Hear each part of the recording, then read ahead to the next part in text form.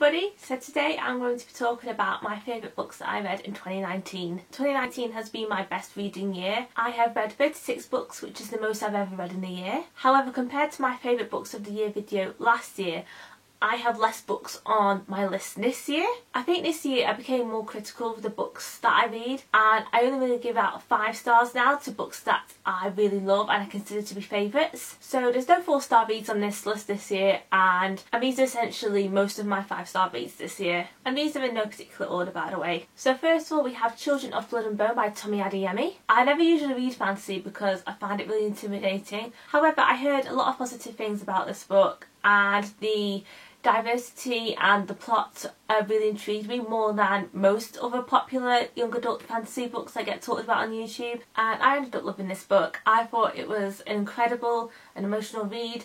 I loved most of the characters. I was tempted to give it 4.5 stars purely because I didn't like the main romance storyline, and I didn't think it was necessary to give Zélie a romance storyline, which is something I feel with a lot of YA. However, the ending of this book pulled it through for me, really. I'm really looking forward to reading the sequel, Children of Virtue and Vengeance. I know the sequel's already out, but I'm waiting until March when it comes out in paperbacks, and then it can match this copy. So instead of me having one paperback, one hardback. And I'm so glad that this is being made into a film, because I think this could be like the next big young adult fantasy series like Hunger Games or Harry Potter. Then we have Heartstopper Volume 1 and 2 by Alice Oseman. I put these two together and technically classing it as one book because I read these quite close together. So this is a graphic novel series about Nick and Charlie, who are 2 side characters from Alice Oseman's debut novel Solitaire, and it is about the friendship and relationship that Nick and Charlie form. Charlie is already out as gay, but Nick is discovering and coming to terms with his sexuality. These graphic novels are all about identity, sexuality, first love and relationships.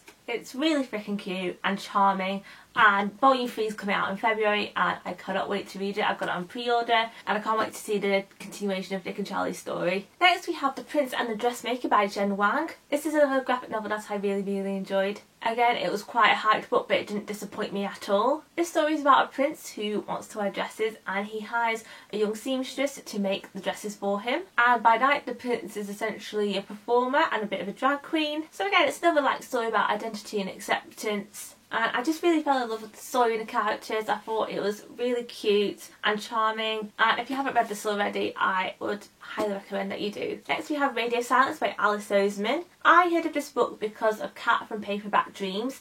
This is essentially her favourite book of all time, and she mentioned it a lot on her channel, and I wouldn't have heard of this book otherwise, really. She talked about it so much, and the plot did sound interesting, and I'm so glad I bought it because obviously this is one of my favourite books of the year, and possibly of all time as well. This book is about a girl called Frances who makes fan art for this podcast called University, and the creator of the podcast contacts her and asks if she can make some fan art for the podcast, and a friendship starts to form between Frances and the creator of University. There are quite a few other little side plots going on. I say this when the book doesn't really have a plot, but you know what I mean. We'll save the side stories, we'll leave it at that. And Frances herself, she doesn't really know what she wants to do with her life. All she knows is that she does well in school, and she thinks she should go to Oxford and study English, but it's not what she necessarily wants to do. I think the reason that I love this book so much is because I had never felt so represented in a character flaw as I did with Frances. Now, we're not completely similar. Frances is mixed race, I am not.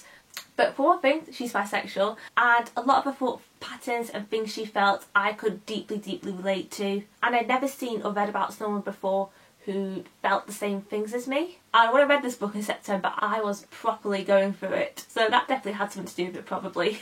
Also, bonus, there is a character in this book called Caris, and I've never seen the character in the book had the same name as me before. It's a different spelling, but you know, it's the little things.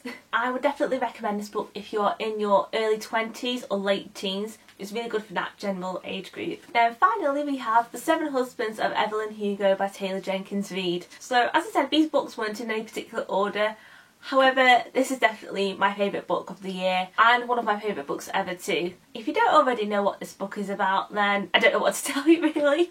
It's about this journalist called Monique who is interviewing this fictional Hollywood star called Evelyn Hugo, who is renowned for having 7 husbands, and basically Monique is interviewing her to find out the true story behind her career and her 7 husbands and who her one true love was. But for me, this book was so worth the hype. I've barely seen any reviews that are under 4 or 5 stars, so I was kind of scared going into it, but I had no need to be scared because it was incredible. After reading Daisy Jones and the Six as well, I read Daisy Jones and the Six after I read this, but I feel like now I can safely say that Taylor Jenkins Reid knows how to do a really good, impactful ending. The romance, the plot and the bisexual representation were all just superb. I feel like I'm not really conveying to you how much I love this book, but I still think about this book a lot. I read this book in May and this book definitely has a place in my heart, and yeah, I just love this book so much. And really, if you've not read this book already, you need to. Like, even if you think it's not something you'll like, just read it. Like, see what the hype is about. Just do it! So yeah, these are my 6 favourite books that I read in 2019. Let me know in the comments below what your favourite book that you read this year was. And if you care at all, or still watch this channel despite I've been very absent on here, look forward to more content coming from me in 2020 because I have some plans. So yeah, I hope you enjoyed this video. If you did, don't forget to give it a thumbs up. I hope you have a great day and I'll see you in the next video. Bye!